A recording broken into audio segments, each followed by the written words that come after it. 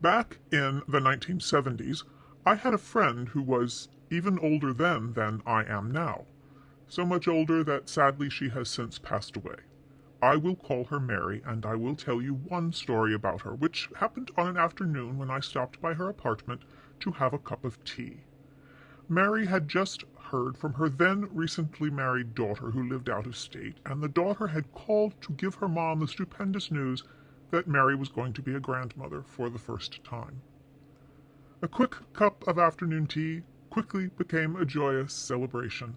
We toasted with our Earl Grey to Mary's daughter, her husband, and the yet-to-be-born next generation, and quite reasonably our conversation that day revolved around Mary's plans for grandmotherhood, buying a crib so the baby would have a safe and comfortable place to sleep when baby visited Grandma, buying a plane ticket so Mary could visit her daughter to help her with prenatal preparations, setting up a nursery, shopping for maternity clothes, buying cute little baby bibs and blankets and other bits and bobs. Naturally, the conversation turned at some point to speculation about the baby. What, I asked, was Mary hoping for, a boy or a girl? This question, I hasten to remind you, was posted back in the day when gender reveals were generally grand surprises on the actual delivery date. Mary gave the standard, heartfelt reply. She didn't care if baby was a boy or a girl, so long as baby was healthy. But, she added, because she was now into the realm of speculative reverie, can you imagine the gorgeous café au lait babies my daughter is going to have? Café au lait was a reference to the combined genetics of her pale Irish granddaughter and her daughter's husband, who was African-American and quite dark. Café au lait. Was this racist? You're like, that's not racist. Right. But you know what is racist? Jan Wenner proclaiming that no black musicians were as articulate or in the zeitgeist as white ones, and that's why he included no black artists in his book The Masters, a collection of interviews with some of the greatest rock stars and cultural icons of our time. Chuck Berry, Prince, Jimi Hendrix, Tina Turner, Little Richard for crying out loud, and that's just off the top of my head. You'd think the founder of a little magazine like Rolling Stone would have heard of those folks. Anyway, what Wenner said? Yeah, that's racist. You know what else is racist? Donald Trump labeling Mexicans as rapists and telling the racist Proud Boys to stand back and stand by, and having dinner with noted white supremacist Nick Fuentes, and 1,000 other things Donald Trump has done all his life. All those things? Yeah, those are all racist. And you know what else? Republicans in Congress refusing to pass the John Lewis Voting Rights Act and gerrymandering voting districts to dilute the impact of black votes, and generally performing all sorts of slimy tricks to make it harder for people of color to cast their ballots and have their voices heard. That sort of stuff is racist as shit, and it's going on in the hallowed halls of Congress in the light of day. Racism on parade in Washington, D.C. and in state capitals across the nation. So, here's what's what.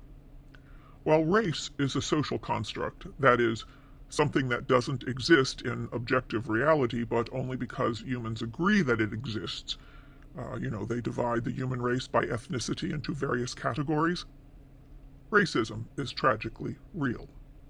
That is, racists are people who believe people of different races possess distinct qualities or abilities that distinguish them as superior or inferior to one another and, moreover, should have different, greater or lesser, rights than one another. Racism is real, and it remains a huge and appalling problem in 2023. This does not mean, because the problem of racism is so huge and insidious, that I am advocating for giving the small manifestations of racism a pass in favor of focusing on, for example, the dangerous stuff going on right now in Congress. The next time, say, you're sitting at a dinner party and some foul person is making racist comments and you're biting your tongue bloody and growing a tumor because you don't want to talk and disrupt the civility at the table, recognize that the racist has already abandoned civility. It is without question your obligation to point that out. But here's a tip for how to do it civilly. Instead of reacting with anger, lean tenderly toward the racist and ask softly, with real and justified concern, "Who hurt you? What happened to you that made you so insecure and fragile that you feel the need to disparage a whole group of people in order to make yourself feel important and valued? How does tearing down other people boost your own self-esteem?"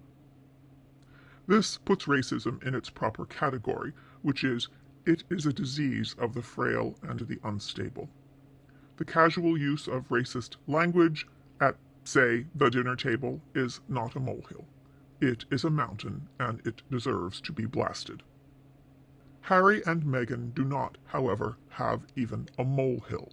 They are trying to create a mountain out of whole cloth. It is outrageous that the Markles are using the inflammatory accusation of racism to feed a personal grudge. It reduces a real and momentous problem. It draws attention to the superfluous. It confuses and minimizes real issues and hard threats.